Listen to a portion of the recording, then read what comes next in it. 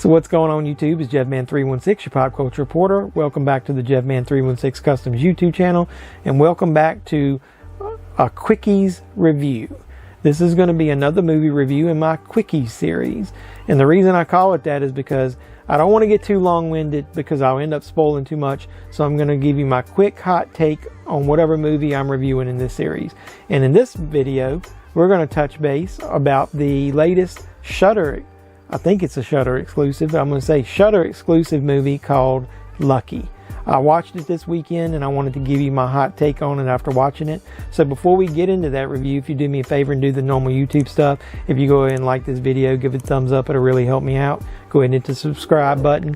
If you're already a subscriber, and go ahead and hit the notification bell, and then that way you'll be the first to know when I post new movie reviews, especially quickie reviews that you can come back and watch quickly. So let's get over and talk about Lucky. Let's go.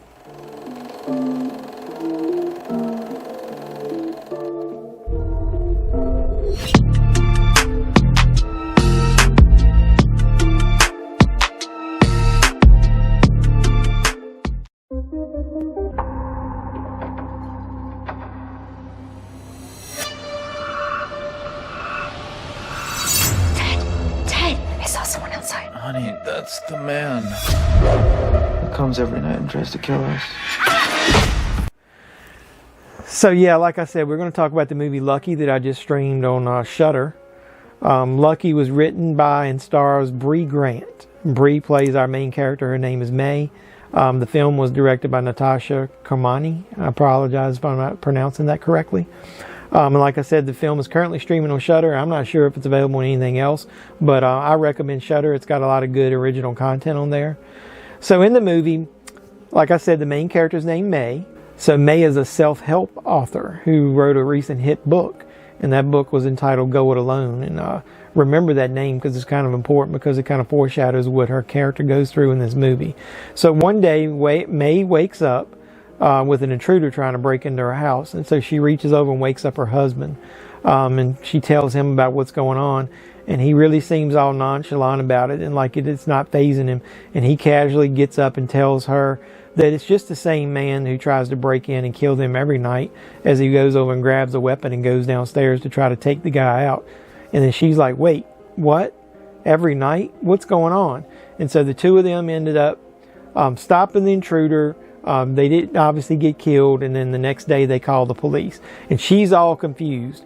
And so on the surface of this movie, it'll seem like it's a retread of Groundhog Day, maybe even a ripoff of that idea, and then that was already done in a horror style by Happy Death Day. But I will tell you this: stick with the movie, and it's kind of short. It's only like 120 minutes, so it's not going to take too long to watch it anyway.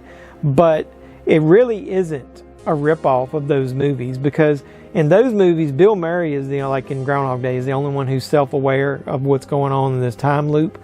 In this movie, it's not as much of a time loop as an event loop, and what I mean by that is time passes. Every day is a new day. She has different interactions. She talks to different people, has different conversations. It's just the same event happens every night. Somebody tries to break in her house to kill her. And she keeps living that over and over and over again. Even in the story, her husband even knows what's going on, that somebody's trying to do this and break in. So they use the classic horror trope of, you know, hitting a villain, killer, whatever you want to call it, intruder, either thinking you kill them or knock them out or whatever. You go over and look over here and then immediately look back and the person is gone. They use that to like some great effect in this movie because it happens a lot, and it advances the story along pretty nice, but it also confuses May more and more every time that it happens. He comes every night and tries to kill us.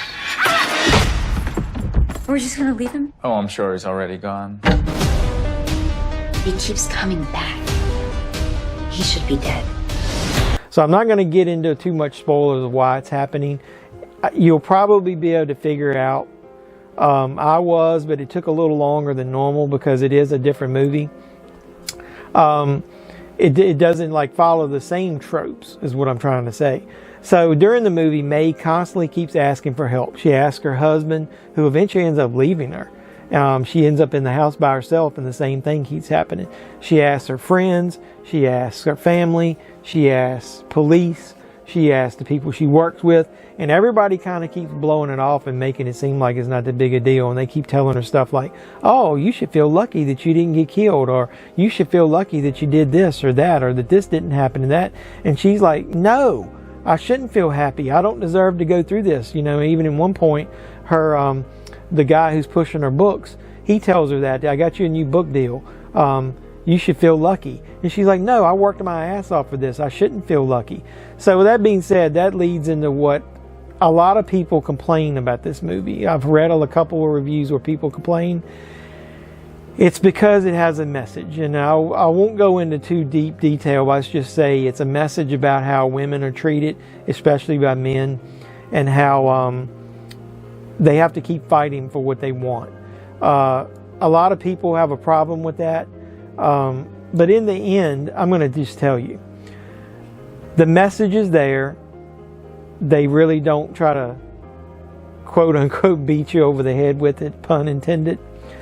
Even though they do show some pretty good scenes of somebody getting beat over the head, as far as in the horror. And I've also heard somebody call this a horror comedy. And even though it's got a few little quirky moments that I might have chuckled at, I don't know why they're calling it a horror comedy. It's basically a horror movie with a message. So in the end, you do get a movie with a message, but we're lucky to actually get some very entertaining horror, including some gore along in the process. I think you really should watch Lucky if you can.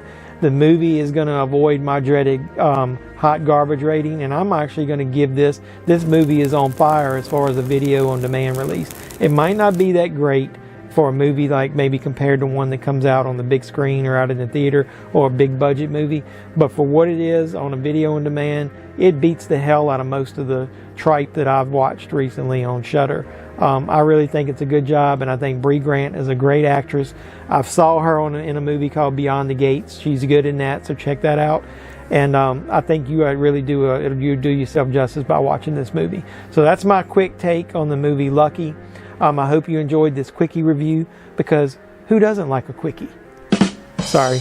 I'm going to make that joke, and hopefully it'll stick and I won't have to, reference it every time at the end. But either way, with that being said, do me a favor, give this video a thumbs up, subscribe to the channel if you haven't already, hit the notification bell, and come back and watch my quickie movie reviews when you see me post them. And this is JeffMan316, your pop culture reporter, signing out saying, you guys be safe out there.